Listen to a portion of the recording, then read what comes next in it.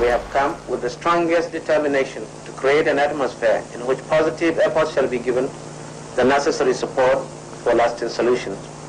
For matters of the moment which require immediate resolution, we intend to pursue a determined program of action. Indeed, future generations. He freed politicians sent to prison by General Muhammad Buhari. He allowed Nigerians to debate about their future and gave the press freedom to report on any topic, no matter how sensitive they are. He was the Messiah sent to deliver the people from the oppressive regime of the overthrown military head of state, General Muhammad Buhari. A statesman in military uniform, many saw him as. But all that would change after just few months of him taking office. From deadly economic reforms to human rights violation, we'll be looking at how he went from a Nigerian hero to a brutal dictator.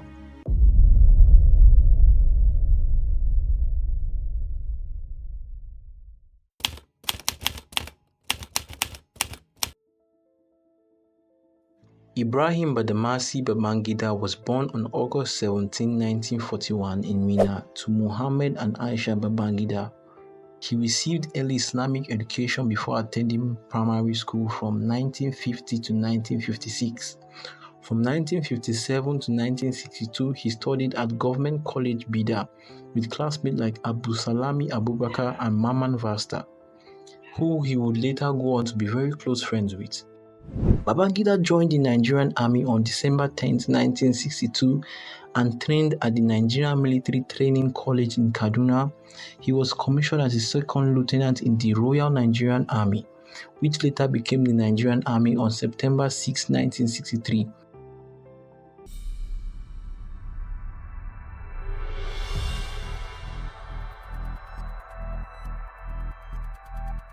He played a key role in the Nigerian Civil War as he was the commander of the 44th Infantry Battalion who were involved in heavy fighting in Biafran territory.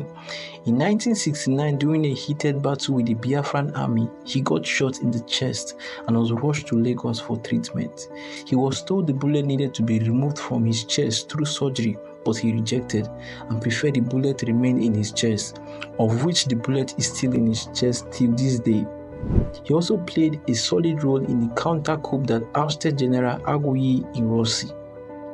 IBB, with financial backing from MKO Abiola, masterminded the 1983 coup d'etat that overthrew the Second Republic and installed General Muhammad Buhari as military head of state, a decision he would later change his mind about.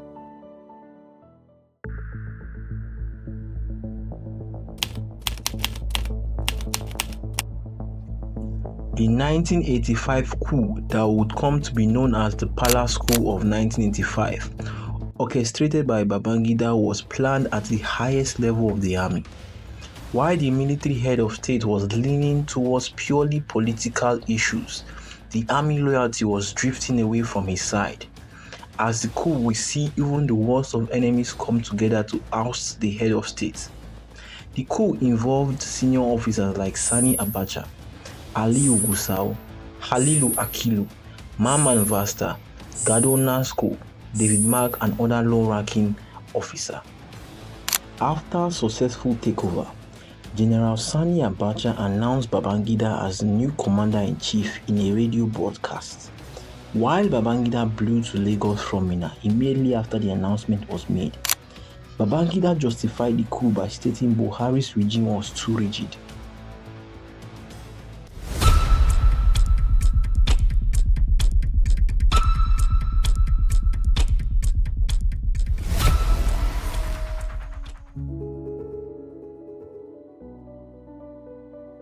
Babangida, ruling by decree, promulgated his official title as the President and Commander-in-Chief of the Armed Forces of the Federal Republic of Nigeria and placed Muhammad Buhari under house arrest. One of his first decrees as head of state was to repeal the 1984 decree which Buhari used to shackle the media. He established the Armed Forces Ruling Council as the highest law-making council, serving as chairman. He also restructured the national security apparatus, taxing General Aliyu Gusau as coordinator of national security, directly reporting to him in the president's office. He created the State Security Service, National Intelligence Agency, and Defense Intelligence Agency.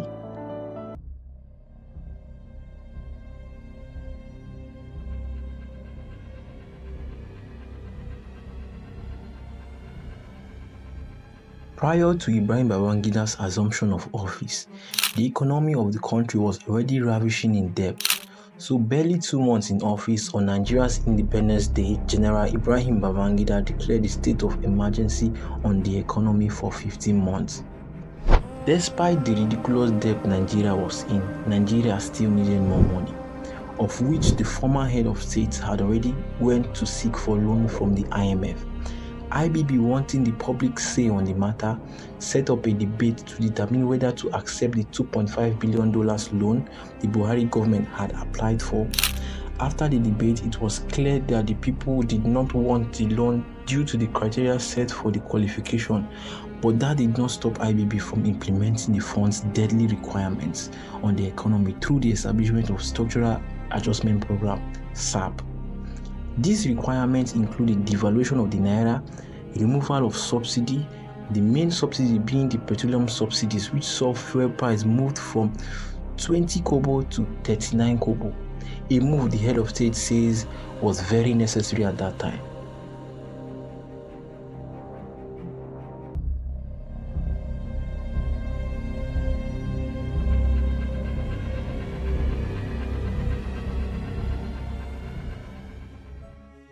Wing Commander Ben Ekele, Wing Commander AC Sakaba, Lieutenant Colonel M. F. Young, Commander A.A. Ogweji, Squadron Leader A. Ahura, Major D.E. West, and Major T.J. Akwachiki are guilty and are hereby convicted of the offense of conspiracy to commit treason contrary to and punishable under Section 37, Subsection 2 of the Criminal Code. In 1985, a group of soldiers were arrested and charged with treason for planning a coup. Among these soldiers was IBB's best friend, Mamman Vasta. Mamman Vasta and the head of state go way back, but it didn't save him from the repercussion as a judgment was passed sentencing him and the soldiers to death by firing squad. And even after the plea of distinguished writers Wole Soyinka, John Pepe Clark, and Tinua Achebe, Mamman Vasta was executed on 5th March 1986.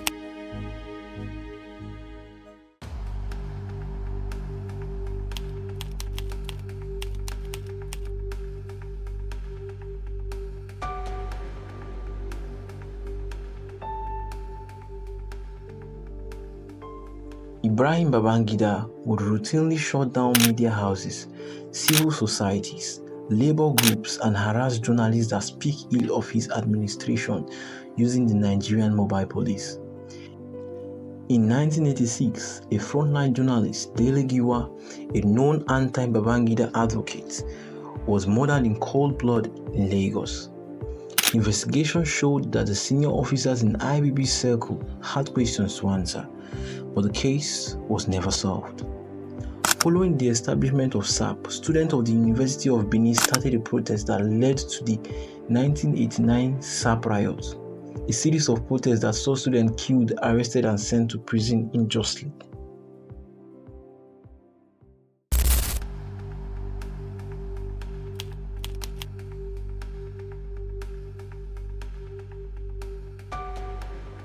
General Ibrahim Babangida allegedly squandered $12 billion of the country's revenue through special accounts that he controlled as the sole approving authority.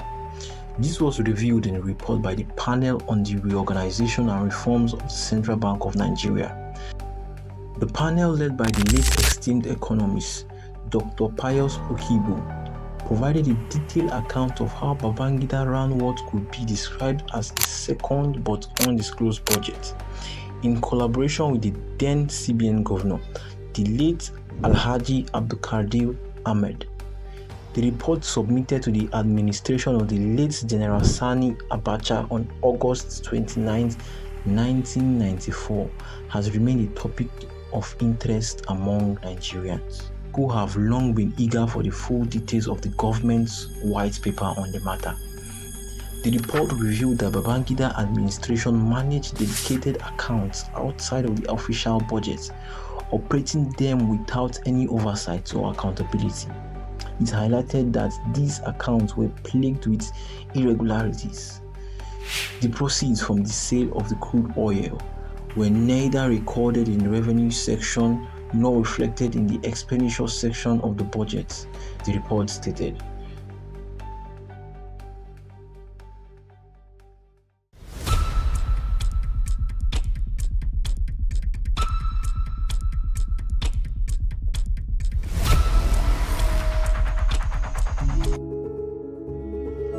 In preparation to transition into democratic system of government, the military head of state created two political parties in 1989, the Social Democratic Party, which MKO would go on to run under, and the National Republican Convention.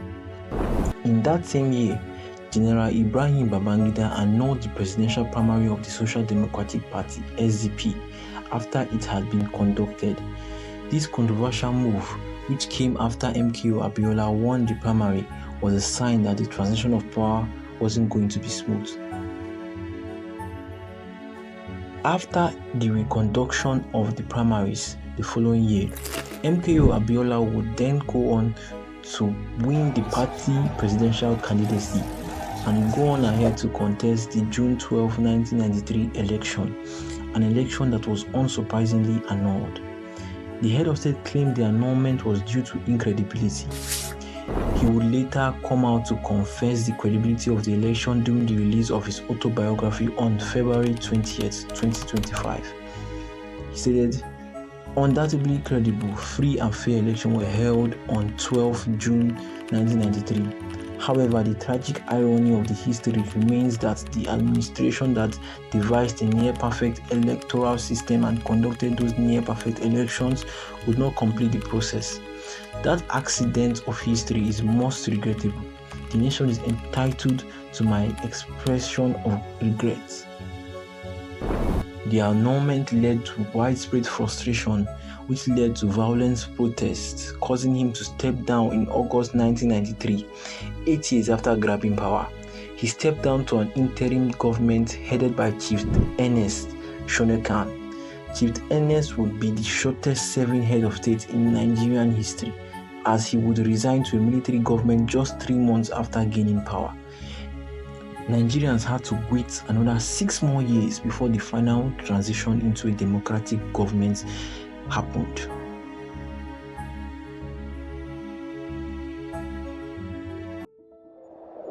There is no doubt the Babangida regime was one of the worst in its history.